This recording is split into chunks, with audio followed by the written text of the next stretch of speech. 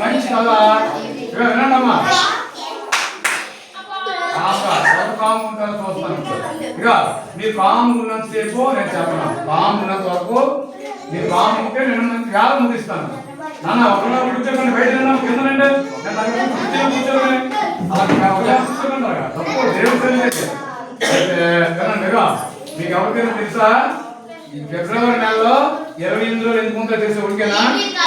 కాదు, లీప్ సంవత్సరం 29 ఫిబ్రవరి నెలలో 28 ఒక రోజు రెండు వెళ్ళిపోయింది. అన్ని నెలలకి 30 వస్తే 28 ఎందుకు వచ్చింది? 29 ఎందుకు వచ్చింది? మీరు మనం 28 ఎందుకు వచ్చిందో చెప్తాం, తర్వాత 29 చెప్పుకుందాం. ఒక రోజు ఇశ్రాయేలు ప్రజలు అనండి అందరూ ప్రశ్నలు అడుగుతాను మళ్ళీ అందరూ అమ్మ పుస్తకాలు కరెక్ట్ చేసే ఒకలే కరెక్ట్ చేసి ఇంట్రెస్ట్కుంటాను. అందరూ నీళ్ళు అందరూ వినండి, దానికి ఇవ్వకండి రీచ్ అయిపోయాను.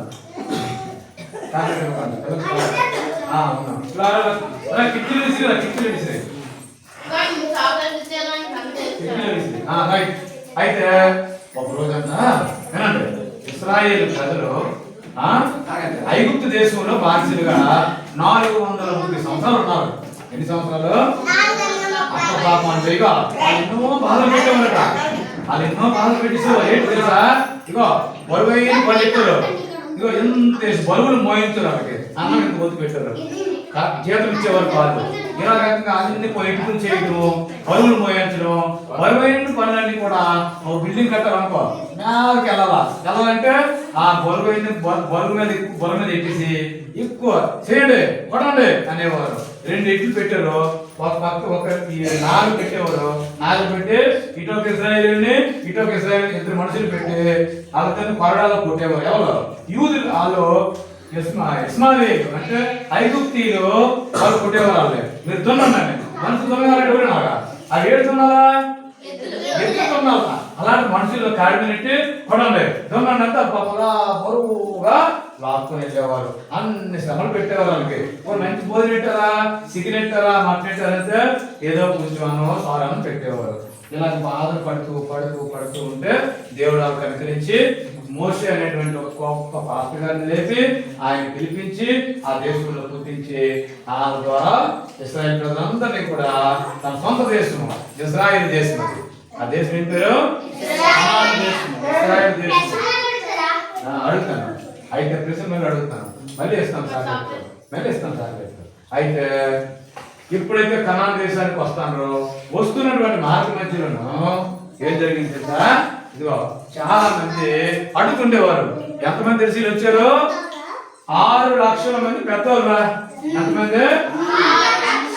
మాలాంటోళ్ళు, మీలాంటోళ్ళు, ముసలోళ్ళు, ఆడవాళ్ళు కాకుండా మగ పిల్లలు పెద్దోళ్ళు 6 లక్షల మంది. వీళ్ళందరూ కలిసి 30 లక్షల మంది. 30 లక్షల మంది అంటే మన విజయనగరం జిల్లాలో సిటీలో ఎంతమంది ఉంటారో 30 లక్షల మంది ఉంటారు. అంతమందికి ఒకే ఒక నాయకుడు, ఆయన పేరు మోసే. ఏం పేరు? మోసే తీసుకొస్తున్నాడు. అలాగే అరణ్యంలోకి వస్తున్నాడు. ఒకరోజు సముద్రం ఎదురైంది. సముద్రంలో దాటాలంటే చచ్చిపోతారు ఎలాగా? అప్పుడు వెనకాల మరో సైన్యం వస్తుంది. వెనకాల ఏం వస్తుందా? మరో సైన్యం.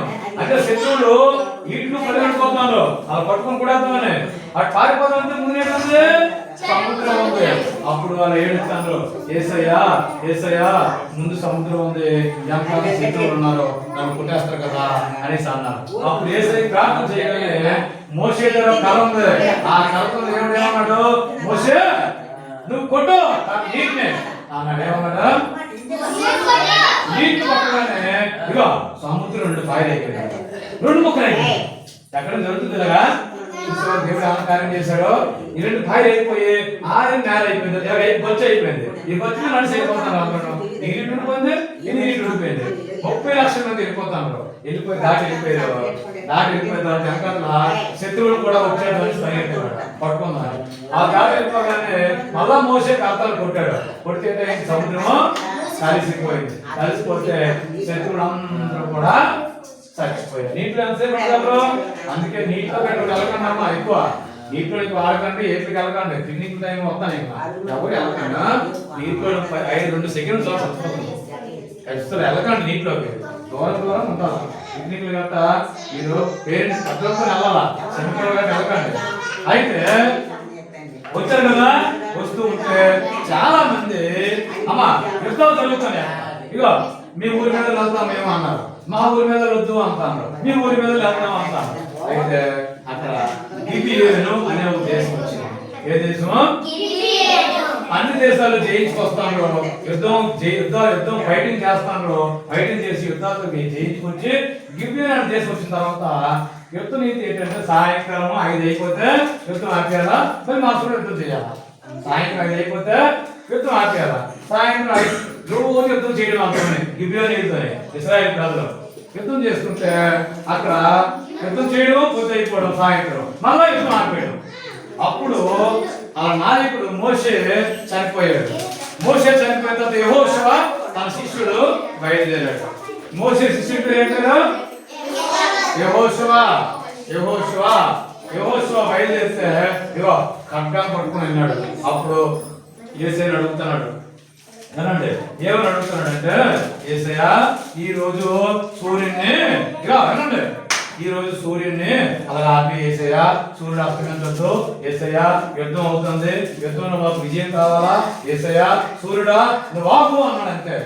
సూర్యుడు ఏమన్నాడు? ఒక్క మాట, ఒక్క మనిషి మాట ప్రకృతి ఆగిపోయింది. సూర్యుడు ఆగిపోయాడు. టైం ఆగిపోయింది. 9 అయిందా? సూర్యుడు ఆగనగానే మరి టైం తిరగదు, ఎక్కడ నాకు ఉండిపోతారు, టైం మాత్రం తిరగదు. మనుషులు పనులు చేసుకుంటారు. అందరూ అనుకుంటారు ఏంటి టైం ఎంత అయింది, ఇంకా పొద్దు అవ్వలేదంటే ఇది ఇంత టైం అయింది జనం అనుకుంటాను. రోజుకన్నా ప్రపంచం అంతా అనుకుంటాను ఏంటి ఎంత టైం అయింది, అబ్బా ఇంకా పొద్దు అవ్వలేదంటే ఇంత టైమా, ఇంకా పొద్దు అవ్వలేదంటే ఇంత టైమా అని అనుకుంటాను.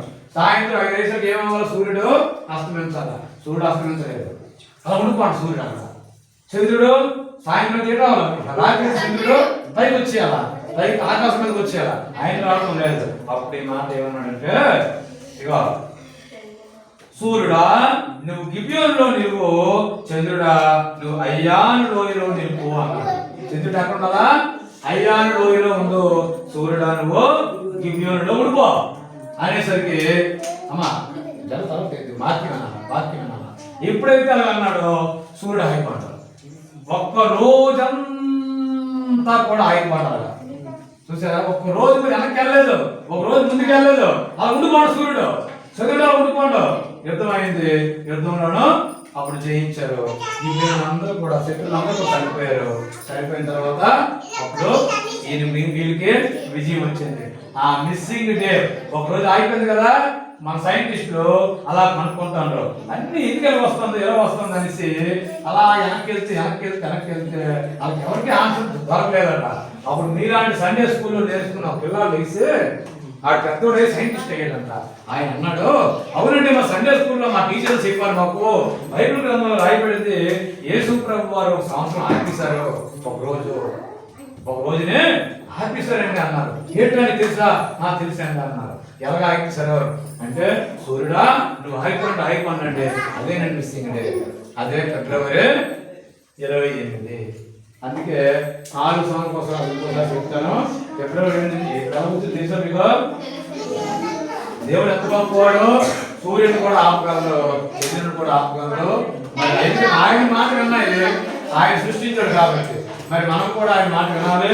మనం ఆయన మాట విని దేవుడిని ఎంతగానో మనం కంపల్సరిగా, దేవుడికి అసాధ్యమైనది ఏమీ లేదు. వినాలి, మీకు జ్ఞానం ఇస్తాడు. ఇంకా యేసయ్యను నమ్ముకుంటే ఏమి వస్తుంది చెప్పండి? జ్ఞానమా, చదువు వస్తుంది. ఒక లేచి కూర్చొని చెప్పాలి, లేచి దగ్గర కూర్చొని చెప్పాలి. బుద్ధి జ్ఞానము, ఇంకా చదువు కూర్చోాలా, క్రమశిక్షణ, ఇంకా చెప్పాలా మంచి వెరీ గుడ్ చెప్పాలా. ఇంకోటి సంతోషం, 5 ఇంకా ఇంకేం వస్తుంది యేసయ్యను నమ్ముకుంటే చెప్పాలా. చూసావా? ఇంకా చెప్పు నాన్న, ఏదో ఒకటి చెప్పండి, చెప్పండి, నువ్వు చెప్పు, ఇంకేమో చెప్తారు. ప్రార్థన 7 పాయింట్లు. ఇంకా పాటలు, వాక్యము,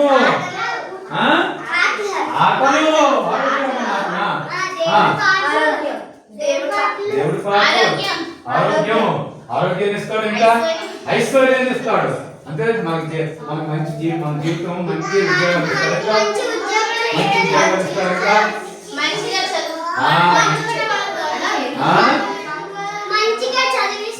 చదివిస్తాడు. అంటే దేశాన్ని నమ్మడం వల్ల మనకి మనకు భయం వేసినప్పుడు వ్యాధులను బాగు చేస్తాడు, రోగాలను బాగు చేస్తాడు, మనకు మంచి ఉద్యోగాలు ఇస్తాడు, మంచి జ్ఞానం ఇస్తాడు, మంచి బుద్ధి వివేకం ఇస్తాడు. ఎదుటి వాళ్ళకి సాయం, మనకు కూడా ఆయన సహాయం చేస్తాడు. సాయం చేస్తే మనసు ఇస్తాడు. 2 పాయింట్లు చెప్పాడు అన్నమాట. 2 పాయింట్లు చెప్పాడు. ఆ 2 పాయింట్లు చెప్పాలి.